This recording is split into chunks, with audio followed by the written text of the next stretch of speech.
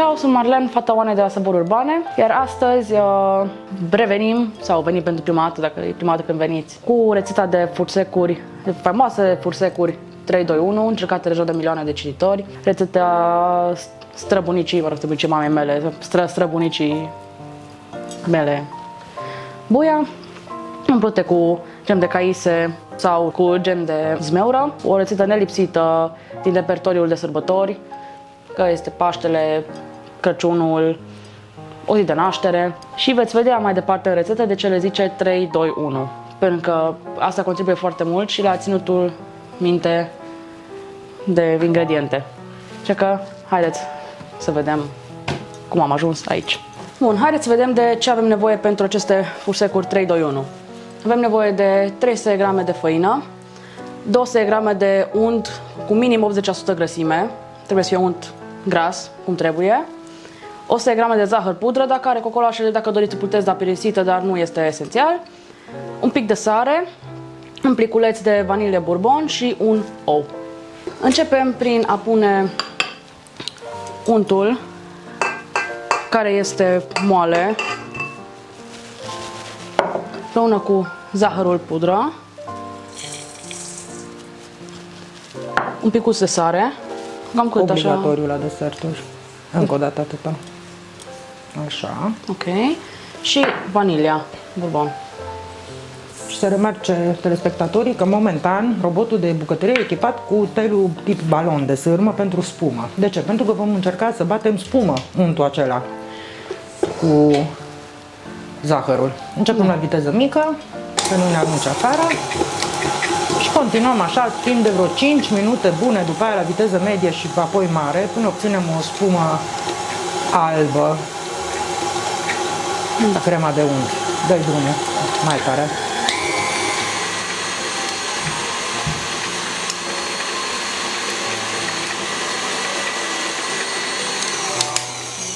Untul s-a bătut destul.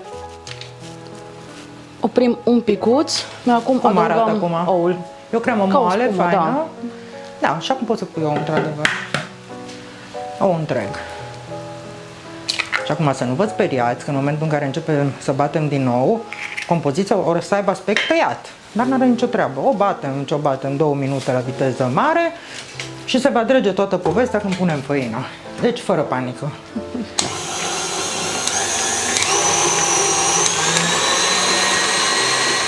Luăm de pe pereții vasului, mai aducem în centru. Nu, și arată foarte bine, nici măcar nu are aspect tăiat. Și oricum și dacă ar avea, își revine cât timp în timpul în care se bate. Bun, acum după ce am bătut untul cu zahărul și cu oul, avem timpul să punem făina. Dacă doriți, o puteți cerne, dar nu este La noi nu necesar. e ok făina, că înainte am mutat-o din pung acolo. Și acum punem 300. De acolo 3, 2, 1. Exact. 300 de făină, 200 de unt, 100 de zahăr. Dă înainte cu tupeu. 262. Așa. Și din câte puteți vedea, am schimbat și atașamentul robotului. Am pus pe cel pentru cârligul pentru aluaturi. Nu mai am nevoie de tot. Totuși e un aluat fraged. Și acum ce facem? Îl prelucrăm la viteză mică, foarte puțin. Eu i-aș pune și protecția ca să nu împroaște făina. Da. Ce-i sigur, e sigur. Mersi. Pornim la viteză mică și îl prelucrăm doar câteva secunde, maxim 30-35, cât să se incorporeze făina în unt. Hai. De ce nu prelucrăm mult aluaturile fragede? Ca să nu dezvolte rețeaua de gluten. Bravo! Noi vrem să fie sfărâmicios, nu elastic. Un aluat fraged prelucrat prea mult are rețea de gluten rezistentă, elastică, devine tare după coacere și cauciucat. Poți să-i dai un pic mai tare, dar vezi că întotdeauna cu cârligul ăsta mai mult de viteza 4 nu se lucrează, deci nu se dă 5, 6 sau 7. Mai sare făină din el? Nu. Nu. Poți să-i dai jos capacul. Aluatul este acum gata. Putem să scoatem din roboță și curățăm atașamentul. Iar apoi îl vom pune într-o folie și la frigider. Să nu vă speriați, că momentan e o cremă și sper că să vă gândiți cum fac eu fursecuri din crema asta. O să vedeți, e o rețetă testată de milioane de cititori. Cheia succesului este așteptarea și răcirea aluatului. Pe ce se întâmplă la frigider? Untu-se? Întărește. Acum haideți să O racletă elastică, asta e foarte bună pentru curățat impecabil castroanele de conținut. Scoatem tot pe folie, curățăm bine de tot pereții, să nu aruncăm, să nu avem pierderi, e păcat, de așa materii prime bune. Și acum învelim aluatul. Iar acum haideți să împachetăm. Nu lăsați bine, le faceți mai plat. Da, pentru că urmează să-l întindem foaie și atunci e normal că ne facem din start forma avantajoasă. Așa. Și capetele. Facem pachetel și mergem cu el la frigider pentru cel puțin 2 ore, 2-3 ore, dacă e chiar și peste noapte. Exact, e cel mai bine. Acum la rețetă zice că o oră, dar vă zic eu că dacă lăsați 2 ore mai bine. Și nu vă speriați dacă e prea tare după aia, lăsați pe masa de lucru un sfert de oră și să nu mai ia iar, atunci poate fi prelucrat. Și hai să mergem cu el la frigider și ne revedem. Am scos salatul pentru fursecurile 3-2-1 din frigider. L-am pus pe un blat bine înfăinat. Făinăm și sucitorul și de deasupra și începem să Dacă ușor. e prea tare îl mai lăsăm un pic, să mai înmoaie untul, dar după mine arată ok. Cât de groasă să fie foaia? Care e ușoară? 4-5 mm? Da, 4-5 mm. Mișcă-l tot timpul pe masă. Ai acolo racletă, desprinde-l și mișcă-l, ca se lipește. Așa. Și întinde-l în toate direcțiile și întoarce-l iară și să mergi cu sucitorul, să aplici presiunea uniformă. Am întins aluatul, iar acum vom tăia cu o formă rotundă de 5, 5 jumate, cam diametru, și aia mică 2 jumate spre 3. pentru căpăcele. Da, dar întâi tăiem discurile și pe urmă la jumătate dintre ele facem găurica din mijloc.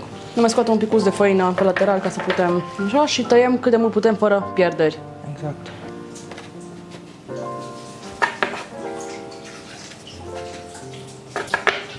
Pentru că este foarte cald, înainte să le dăm la cuptor, după ce le punem în tavă, le vom pune și la frigider. Mai este îngrozitor de cald aici în bucătărie. Deci trebuie să ne mișcăm repede, pentru că se transformă tot mai mult într-o pastă. Se face cremă, topește untul din ele. Deci de-aia nu e bine să lăsați aluatul la, încălzit. La cuptor direct de aici, nu le lăsăm un pic să-și revină, să se întărească și pe urmă le băgăm direct din frigider în cuptor. Nu, dar și în general când scoateți din frigider, nu lăsați foarte mult. Păi nu, dar ai văzut că e limita aia, că nici nu poți să-l întinzi, dar acum e prea cald aici, Nu, asta măsură ce jonglăm cum putem. Iar acum, după ce le-am tăiat, facem și cerculețe. Dar știi cu ce? Cu o scobitoare, cu un băț de frigăruie le scot eu alea. Ai acolo spatula lângă tine, dincolo de borcan, poți cu aia să te ajut să scoți aluatul care rămâne în mijloc. Nu numai la jumătate din ele, că restul sunt fundurile lor, bazele. Acum le punem și pe ultimele ușor în tavă. Ia-o cu totul și o duci ca pe o clătită. Restară. Așa. Foarte mare aluatul. Direct la frigider mergem cu ele. Bun, hai. Am preîncins cuptorul la 180 de grade, iar acum merge cu el la cuptor pentru 8-9 minute. Direct din frigider. Direct din frigider. Clar, poți să pui degetul să vadă lumea că s-au întărit, cum trebuie. Da. Aluatul lui fraged îi place frigul. Cea care să mergem cu ele la Copt. copt. Timp de 8-9 minute le lăsăm. Minute.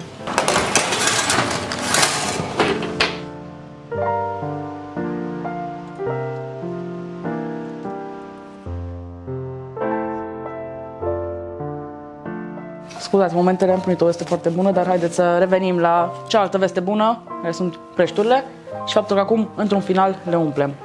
Avem aici gem de zmeură și gem de caise sau caise. Tradiționale pentru fursecurile 3, 2, 1. Vedeți, nu foarte mult, că dă pe lângă. Din că toți trebuie să le acoperim cu inelele și măcar nu e ok nici să iasă.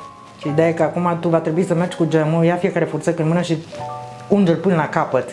Că aici dacă apeși, nu o să ți se ducă gemul lateral, ți se prindă urică, nu e ca la ișlore unde apeși și iese crema. Aici trebuie tu să o aranjezi. Așa. Și pune și inelușul. și logodesc. Așa. Bun. No, și așa mai departe. Dă-i. Jumătate le facem cu zmeură, jumătate cu gem de caise. Sau după preferințe, dar în general cam gemurile astea se folosesc. Da. În general, să nu fie cu bucăți mari, pentru că... Da, pe n-ai cum. Deci... Ar putea fi așa să zic că le ungem cu gem de vișine, cu dulceață, cu siropul și punem vișina în mijloc, dacă nu mai prea ai pe lateral.